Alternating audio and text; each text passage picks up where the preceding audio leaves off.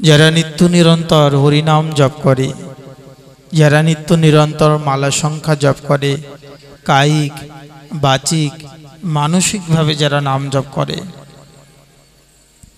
তাদের কি হয়? এই সংসারের মধ্যে তাদের আর তিতাব জ্বালা থাকে না, এবং যত প্রকার তিতাব জ্বালা আছে সব তিতাব জ্বালা ভগবতময় হয়ে যায়। এখন দেখছেন হিন্দু মিডিয়া চ্যানেলটি, সাবস্ক্রাইব করুন।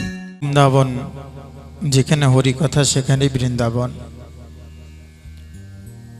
যেখানে ভগবানের হরি কথা হয় সেখানেই কীর্তন। কথা আর কীর্তন একই শব্দ। তাই মহাজনগণ বললেন, নাম সংকীর্তনম যোগ্য সর্বপাপ প্রণাশনম প্রণাম দুঃখ শমনস্তম। এই যে প্রণামের কথা বললেন, নাম আর প্রণাম, তা আসুন আমরা এই ভগবানের শ্রী গোবিন্দের কথা শ্রবণ করবার পূর্বে যৎকিঞ্চিত আমরা ভগবতের কীর্তনের দ্বারা নিজেদের আত্মশুদ্ধি করে ভগবতময় অমৃত কথায় আমরা সকলেই প্রবেশ করব। মহাপ্রভু যেভাবে কীর্তন করেছেন, আমরা সকলেই হাতে তালি দিয়ে করতলে ভগবত নাম যৎকিঞ্চিত করে আমরা আজ ভগবত কথার আস্বাদনে আমরা প্রবেশ করব।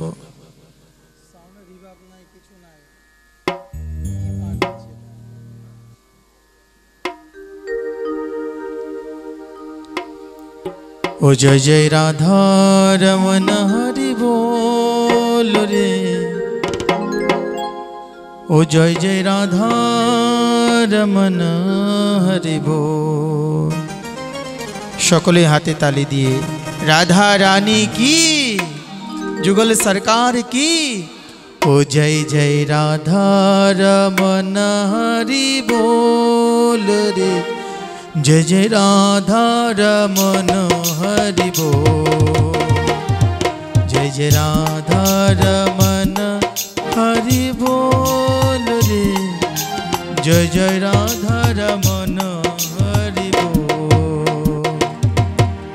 बोल हरि बोल हरि हरि हरि बोल, बोल हरि बोल हरि हरि हरि बोल। केशव माधव गोविंद बोल, बोल हरि बोल हरि हरि हरि बोल। केशव माधव गोविंद बोल, जय जय राधा, जय जय राधा रमन हरि बोल रे, जय जय राधा रमन हरि बोल। সকলে হাতে তালি দিয়ে জয় জয় রাধা রমন হরি बोल রে, জয় জয় রাধা রমন হরি बोल। সকলেই বলুন তো, জয় জয় রাধা রমন হরি बोल রে, जय जय राधा रमन हरि बोल। ओ जय जय राधा रमन हरि बोल, प्यारो राधा रमन हरि बोल। जय जय राधा रमन हरि बोल, प्यारो राधा रमन हरि बोल। जय जय राधा, जय जय राधा रमन हरि बोल रे, जय जय राधा रमन हरि बोल। সকলে একবার বলুন, রাধা রানী কি।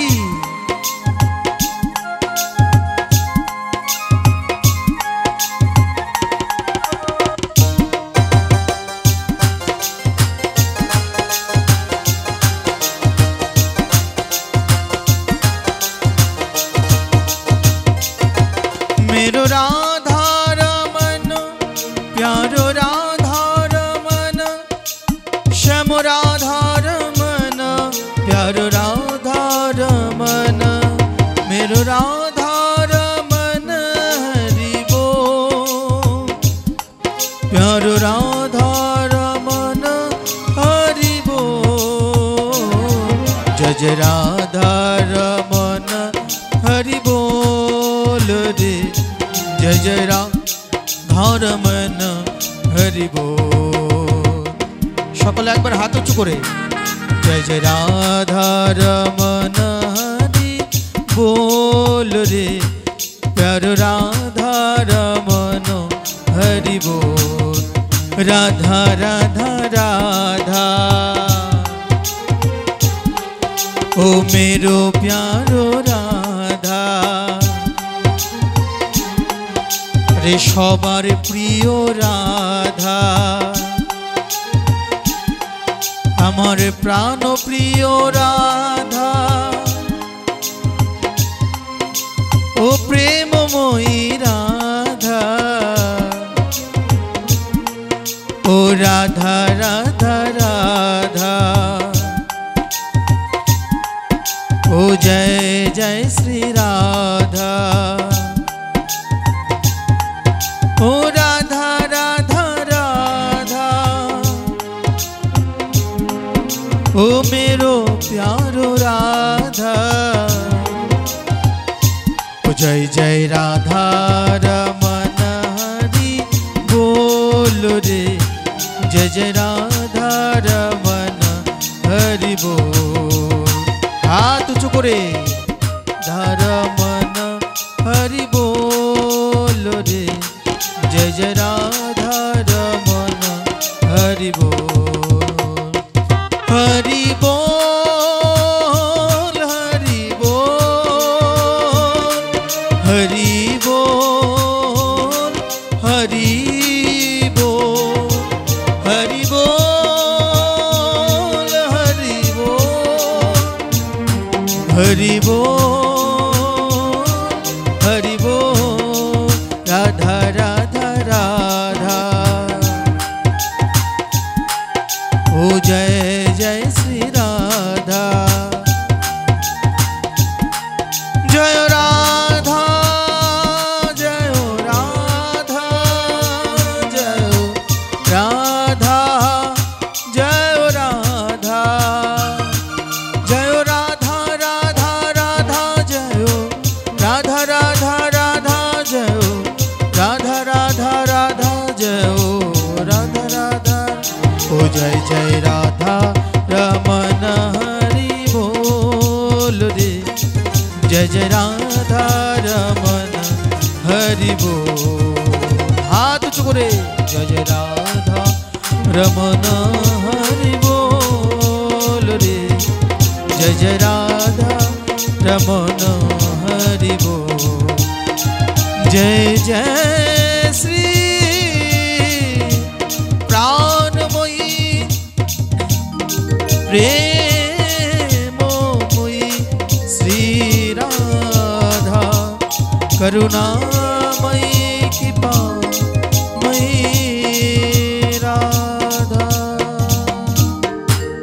बोले राधा रानी की, जुगल सरकार की, वृंदावन बिहारी लाल की, राधा रमन लाल की, निताय गौर सीतानाथ प्रेमानंदे प्रेमानंदे প্রেমানন্দে। দেখুন সাউন্ড একটু কম দেবো, সাউন্ড একটু কম। ভগবত নাম শ্রবণ করব না তো কার নাম শ্রবণ করব, একটু কম করো। মহাজনগণ বলছেন কৃষ্ণ নামের যে আনন্দ, যে প্রেম, এই মাতৃস্ব জীবের যদি সাধন ভজনও কারো যদি না হয়,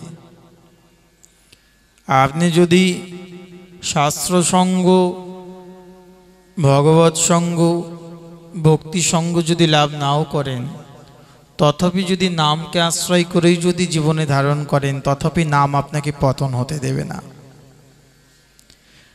যারা নিত্য নিরন্তর হরিনাম জপ করে, যারা নিত্য নিরন্তর মালা সংখ্যা জপ করে, কায়িক বাচিক মানসিকভাবে যারা নাম জপ করে,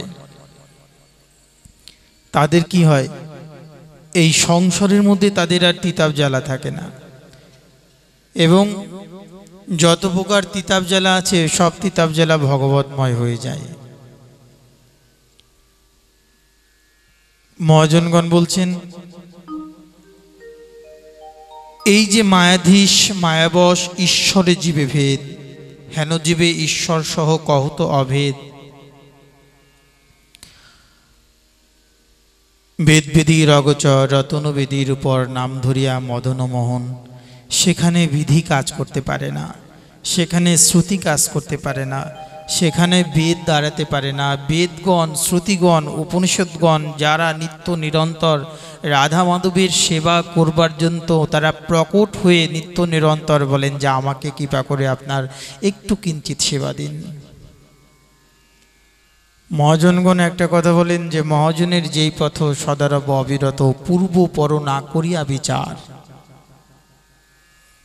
আমরা বিগত দিন আস্বাদন করছিলাম যে ভক্তি আস্বাদন করতে গেলে অনেক সময় আমাদের অনেক বাধা, অনেক কণ্টক পেরোতে হয়। রাধারানীকেও প্রেরণ করতে হয়েছে। বৃন্দাবনে আজও টিকটিকি ডাকে না, তাল পাকে না, তেঁতুল পাকে না। কেন? শ্রীমতী স্বামিনীজিও যখন তিনি বৃন্দাবনে গোবিন্দের সাথে দেখা করতে যান, ওই জটিলা কুটিলার শয়তান টিকটিকিটা টিকটিক করে ডেকে উঠেছিলেন, তাই তাকে অভিশাপ, যদি কোনো দিন টিকটিক করিস তাহলে তোর জিহ্বা খসে পড়বে। আর তাল বন দিয়ে যাচ্ছিলেন, তাল মাথার পর টপাস করে পড়ল। রাধারানী রেগে গিয়ে বললেন যে আরে তাল, তোকে অভিশাপ দিলাম, এই ব্রহ্মাণ্ডে এই কল্পে আর কোনো দিন তুই পাকবি না।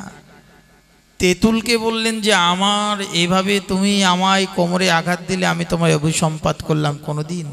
শ্রীমতী স্বয়ং গোবিন্দের সাথে দেখা করবার জন্য জটিলার আঙিনাতে তিনি নিজে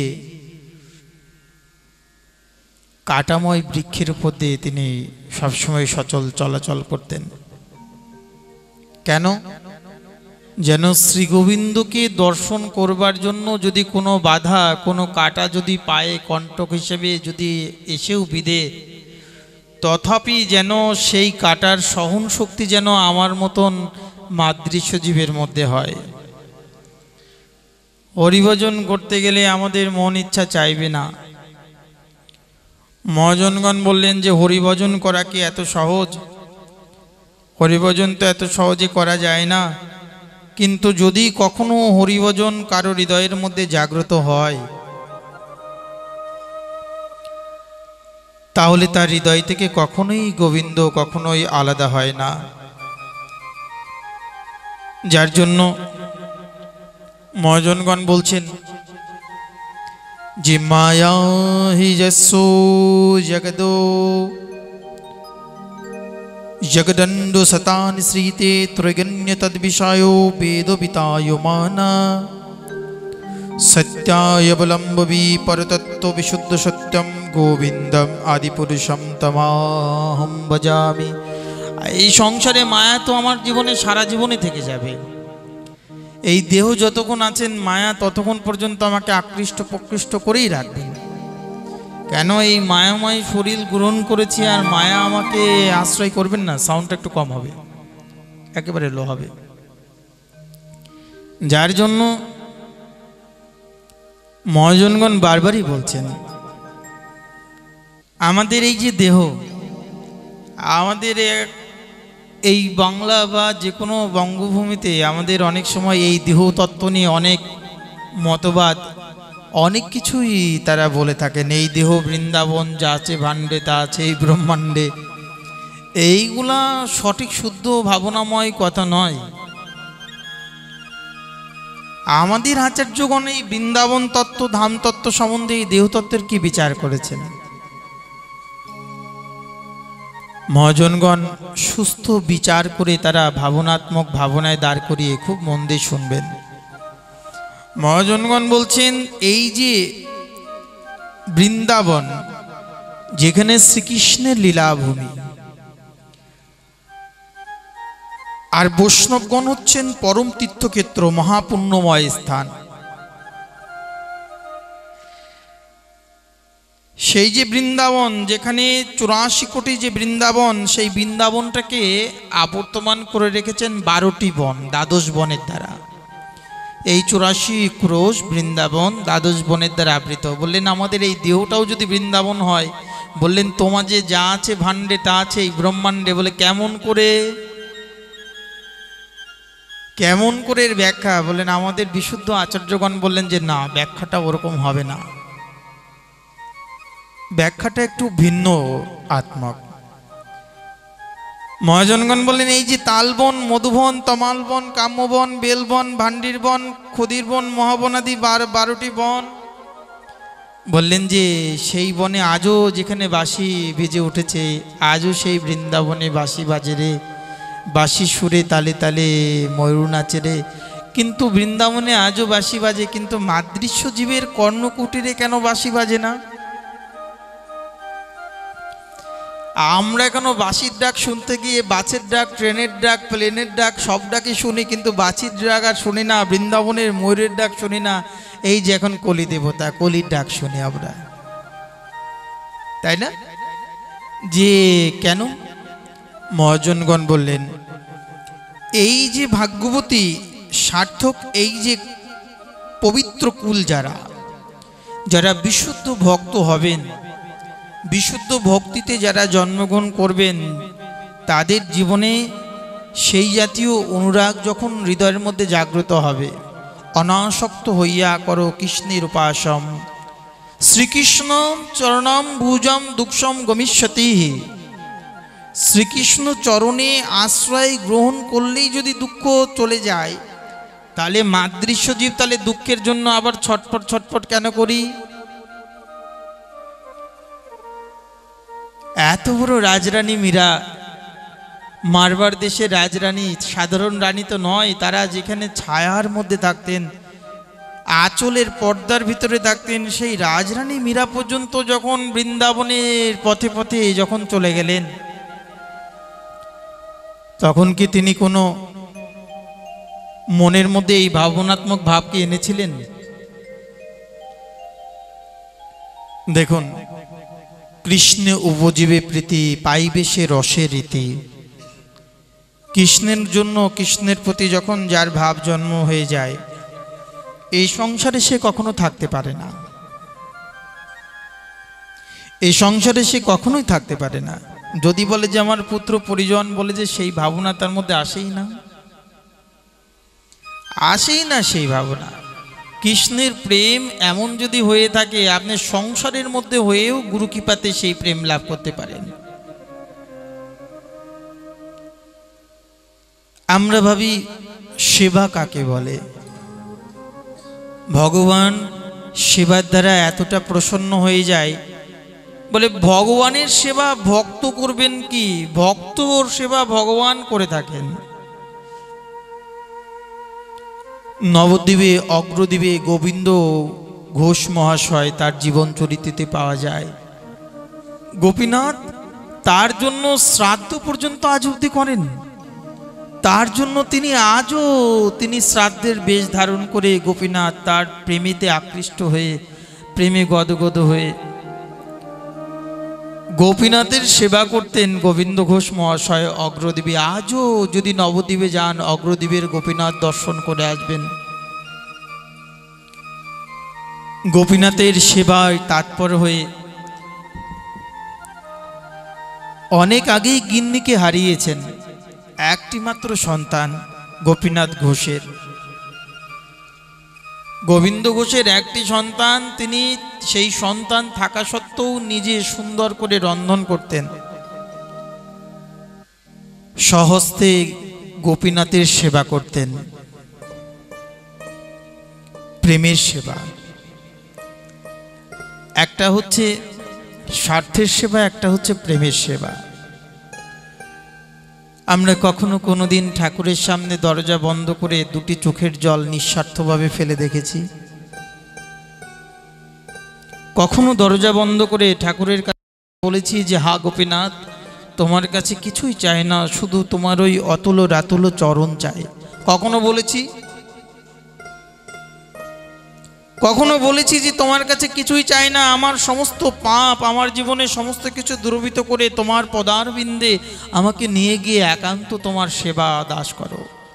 অবিঘ্নং কুরু মালিতম হরিনাম জপেষু চ শ্রী রাধা কৃষ্ণয়োর দাস্যম দেহি মালে তু প্রার্থয়ে। কখনো কি বলেছি আমার জীবনের সমস্ত অবিঘ্ন দূর করে হে রাধা মাধব, হে রাধা গোবিন্দ, তোমার সেবার দাসত্ব অভিমান আমাকে দান করে তোমার সেবার পরিপটি আমাকে শেখাও?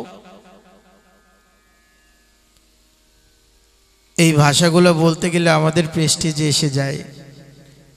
আমাদের কাছে কেন জানে মনে হয় এতটা দয়া, এতটা দীনতা করতে হয় নাকি, এতটা প্রেমিক রাজ্যের কথা বলতে হয়? সাধারণ মায়ের যদি একটা শব্দ যদি কেউ বলে যে বাবুরে এটা করিস না, তুমি চুপ করে থাকো তো মা, এত দরদের কথা বলো না, তো ভালো লাগে না এত দরদের কথা শুনতে।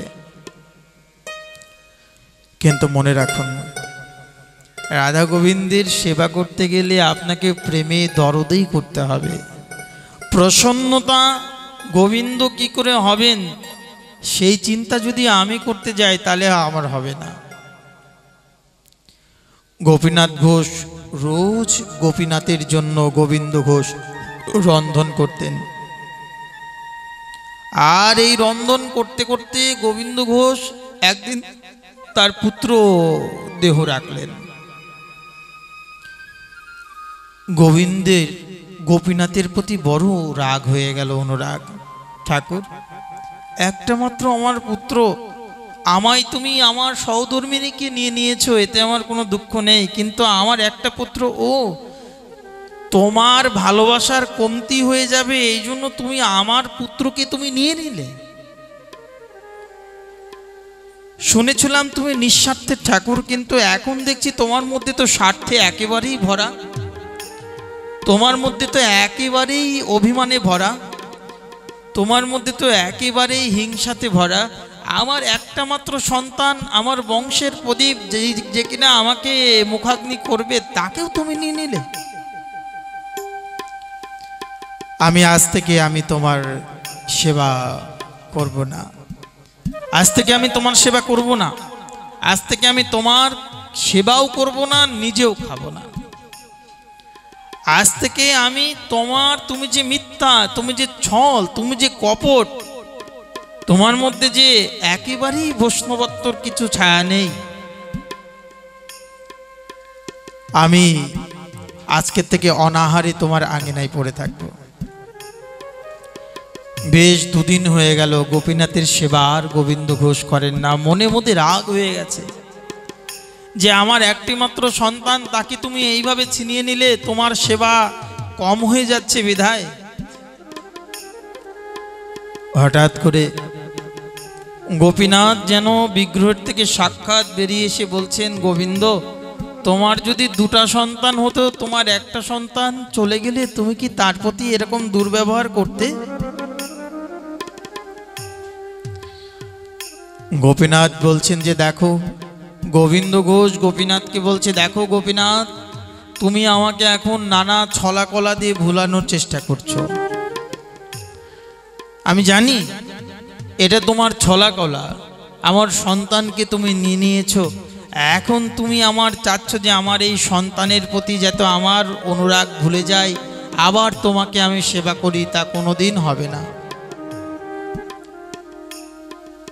গোবিন্দ ঘোষ এই বলে চোখের জলে হাওমাও করে কাঁদছেন যে আমার বংশের প্রদীপ, আমার মুখাগ্নিকে তুমি এভাবে নিয়ে নিলে। সাক্ষাৎ ভগবান গোপীনাথ বললেন, গোবিন্দ, কে বলেছে যে তোমার সন্তান নেই? আমি যে তোমার সেবায় প্রসন্ন হয়ে আমি তোমার পুত্রত্ব গ্রহণ করেছি, আমি তোমার নিজের সন্তান। আমি আজ থেকে প্রতিজ্ঞা করলাম যে তোমার মৃত্যুর পর আমি তোমার নিজে শ্রাদ্ধ করব। নিতাই গৌর হরি বল। আমি নিজে তোমার সেবা করব, তোমার শ্রাদ্ধ করব, তোমার তর্পণ করব। গোপীনাথ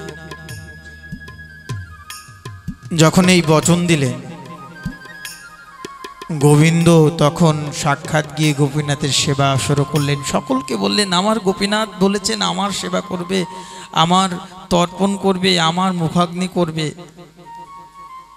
যখন বৃদ্ধ হয়ে গেলেন গোবিন্দ ঘোষ, আর এই বৃদ্ধ অবস্থাতে তখন একদিন কি হলো, নিত্য নিকুঞ্জের সেবা করতে করতে একেবারেই গোপীনাথ চলে গেলেন, গোপীনাথের অন্তরঙ্গ নিকুঞ্জে চলে গেলেন গোবিন্দ ঘোষ মহাশয়।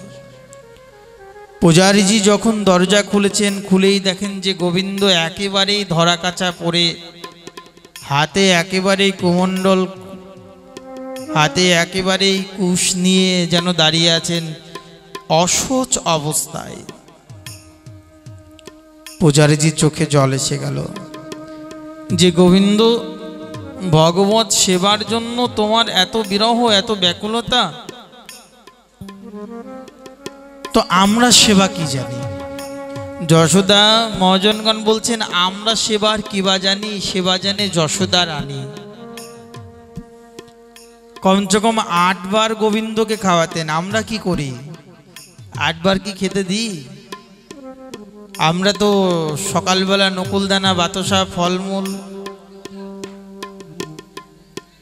এই যে আমাদের ভাবনাত্মক ভাবনা। বললেন যে না, ভগবানের কাছে যেতে গেলে এই জাতীয়, এই সাধারণ অনুরাগ নিয়ে ওই অবধি পৌঁছানো যাবে না। আপনাকে যদি ভগবানের কাছে যেতেই হয়, তাহলে ভগবতময় কৃপাটা কেমন, সেই কৃপা আমরা কি করে লাভ করতে পারি? এই সংসারের মধ্যে থেকেও সেই জাতীয় কৃপা লাভ করা যেতে পারে। মহাজনগণ বলছেন, সেই জাতীয় কৃপা যদি লাভ করতেই হয় জীবনে,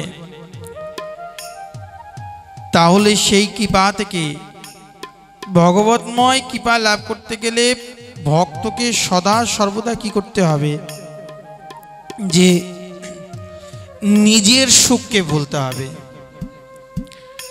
আপনি যখন আপনার নিজের থেকেও বেশি ভগবানকে ভালোবাসতে পারবেন, আপনার যতটুকুন চাওয়া, আপনার যতটুকুন মনোভাবনা, আপনার নিজের থেকেও যদি তাকে ভালোবাসতে পারেন, তবে গিয়ে তিনি প্রসন্ন হবেন। আচ্ছা, একটা বাগানের গোলাপ আমরা যদি তুলতে যাই, যে গোলাপটি ফুল ফোটেনি, এখনো কড়ি হয়নি, সেটাকে কি আমরা তুলতে যাই? কেন তুলি না? সেটা এখনো পরিপক্ক হয়নি। তো ভগবান অনাদির আদি গোবিন্দ দেখছেন যে যে আমাকে পরিপূর্ণভাবে এখনো সমর্পণ করেনি, আমার প্রতি আত্মসমর্পণ এখনো করেনি। দ্রৌপদীর যখন বস্ত্রহরণ হচ্ছিল, দুঃশাসন বস্ত্র ধরে টানতে টানতে দ্রৌপদীকে নিয়ে যাচ্ছিলেন, দ্রৌপদীর হঠাৎ করে মনে পড়ল যে দ্রৌপদী স্বয়ং যখন নিজের বস্ত্র আটকাতে যাচ্ছিলেন, তখন তিনি পারলেন না। কিন্তু যখন দুবস্ত্র দুহাত ছেড়ে দিয়ে বলেন, হা গোবিন্দ, হা প্রাণনাথ, হা মধুপতি, একমাত্র তুমিই আমার শরণ, একমাত্র তুমিই আমার সর্বকারণের কারণম,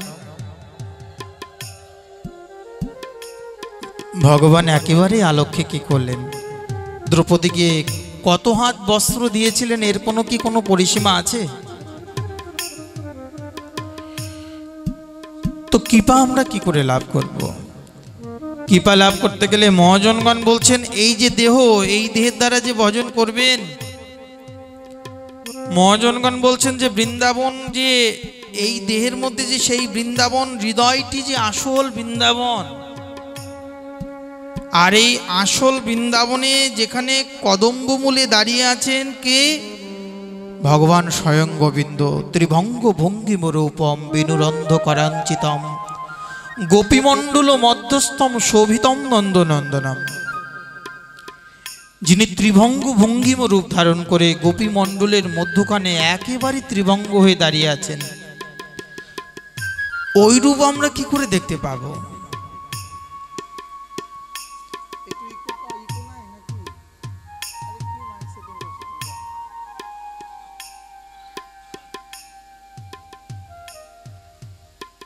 ওই রূপ দেখতে গেলে প্রত্যেকটা মানুষের প্রতি, প্রত্যেকটা ব্যক্তির প্রতি শ্রীমন মহাপ্রভু আমাদেরকে যে আদর্শে আমাদেরকে পালিত করেছেন।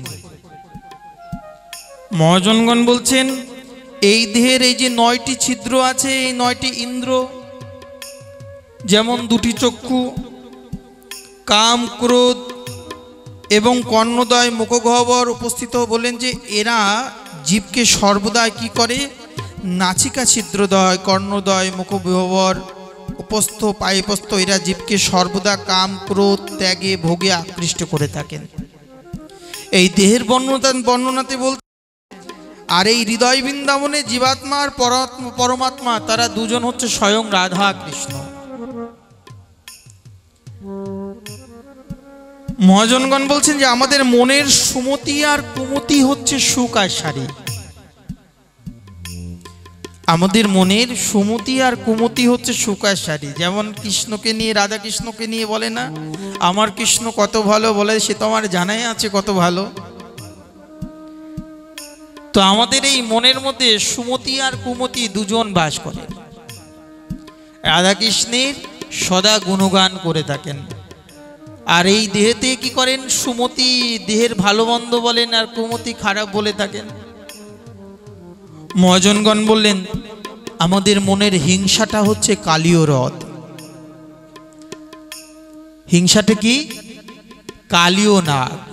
এই যে ভগবানকে সবসময় দংশন করতে চায় না, তো এই হিংসারূপী কালীয় নাগের দ্বারা আমরা সদা সর্বদাই দংশন হচ্ছি।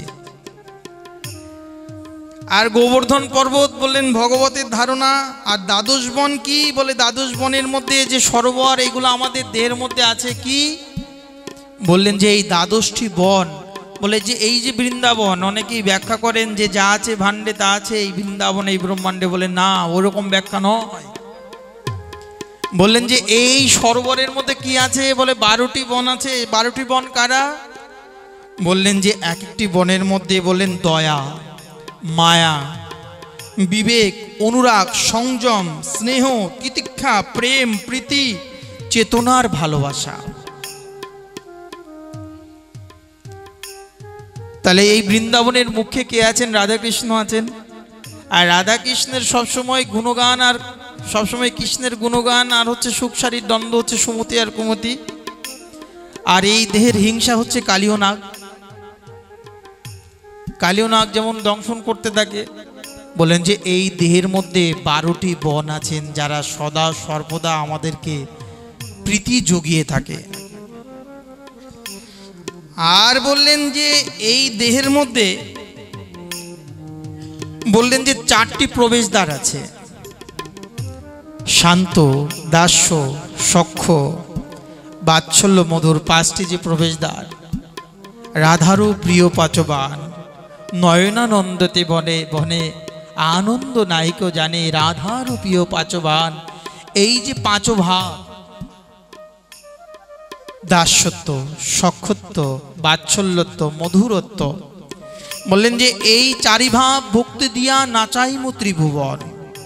মহাপ্রভু এই 4টি ভাবকে আশ্রয় করে বহিরঙ্গার অন্তরঙ্গা ভাবকে সমন্বয় করে দাস্যত্বে, সখ্যত্বে আর বাৎসল্যত্বে আর মধুরত্বে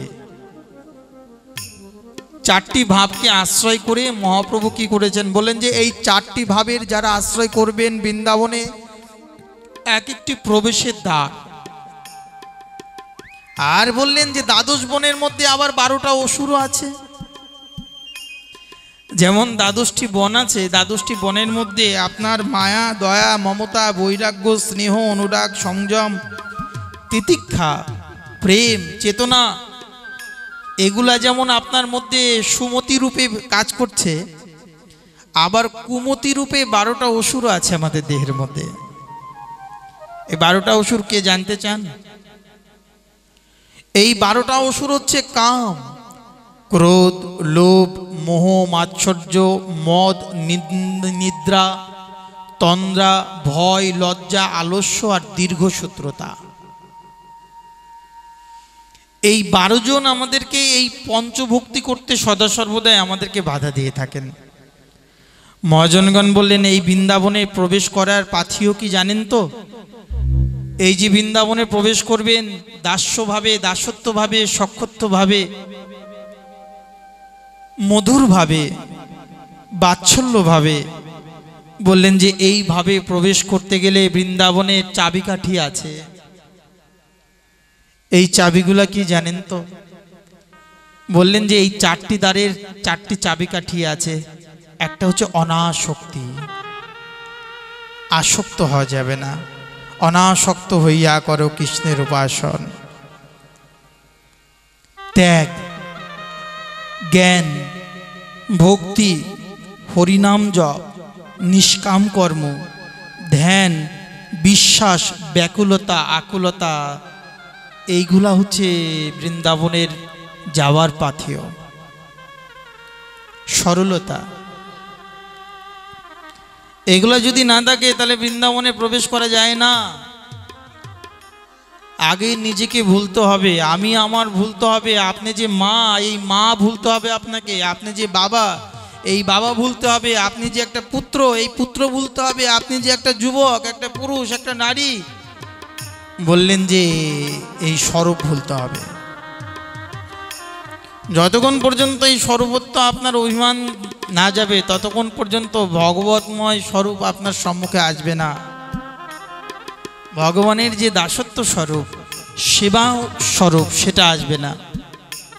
সাধন ভক্তিতে অনেক সময় দোষ হয়ে থাকে, অনেক ক্ষেত্রে সাধন ভক্তিতে দোষ হয়ে থাকে। বলে দাসত্বে, সক্ষত্বে, বাৎসল্যত্বে আর মধুরত্বে শ্রীমন মহাপ্রভু আমাদেরকে মধুর রসের উপাসনা দান করেছেন। তাহলে আমরা যে অনেক সময় ঘরের মধ্যে গোপাল উপাসনা করি, ঘরের মধ্যে গোপাল সেবা করি, সে বলে সেটা তো বাৎসল্যত্বের ভাব। শ্রীগুরু পাদ পদ্ম যে আমাকে বললেন রাধা কৃষ্ণ প্রাণমোহর যুগল কিশোর, তাহলে গোপাল সেবাটা কি শ্রীগুরু পাদ পদ্ম দিয়েছিলেন? মহাপ্রভুর উপাসনা কি গোপাল সেবা? বললেন যে ওটা তো বাৎসল্য স্বরূপ। যখন লীলাতে স্মরণে যাবে তখন ওই স্বরূপটা আকৃষ্ট হবে, কিন্তু নিত্য সেবা আমাকে যুগল স্বরূপেই করতে হবে। এই জন্য বললেন যে শুধু রাধার উপাসনা যদি করেন বলে তাও হবে না, যদি শুধু একলা কৃষ্ণের উপাসনা করেন বলে তাও আপনি মধুর রসকে আস্বাদন করতে পারবেন না। বৃন্দাবনের যে দাস্য, সখ্য, বাৎসল্য, যে মধুর রসের প্রেম, বললেন যে এই প্রেমের কাছে অনেক সময় 2 রকম ভাবনা হয়ে থাকে, একটা ঐশ্বর্য, একটা মাধুর্য। একদিকে অর্জুন যেমন সখা, একদিকে মধুমঙ্গলও সখা, তাই না? বৃন্দাবনে মধুমঙ্গল কৃষ্ণের একেবারে অন্তরঙ্গ প্রাণপ্রিয় সখা। আচ্ছা, অর্জুন এত মিত্র, এত বন্ধু বন্ধু বললেন, ভগবান যখন বিশ্বরূপ দর্শন দিয়ে দিলেন, অর্জুন বললেন যে আজকে থেকে আমি আর তোমায় সখা বলবো না। বাবারে বাবা, তোমার এত বড় বড় জিহ্বা, এত বড় বড় দাঁত, এত বড় বড় তোমার দেখতে কি ভয়ঙ্কর বিকট করাও তোমার রূপ, তোমাকে আর বন্ধু বলা যাবে না। তার মানে তার সখ্যত্ব উড়ে চলে গেল। আর একই মধুমঙ্গল যখন ব্রহ্মা এসে দেখছেন মধুমঙ্গল এঁঠো ফলটা নিয়ে খেয়ে, ভাই কানাই একবার খেয়ে দেখ তো কত সুন্দর মিষ্টি ফল, এই দেখ। ব্রহ্মার 4 মাথা একেবারেই ফিউজ হয়ে গেল, হ্যাং হয়ে গেল। বলে কেমন ভগবান, এমনভাবে বিচার, এঁটো খায়, জোটা খায়, কোনো নিয়ম নাই, কানুন নাই। বলে বৃন্দাবনের মধুর রসের কাছে ঐশ্বর্য কখনো দাঁড়াতে পারে না।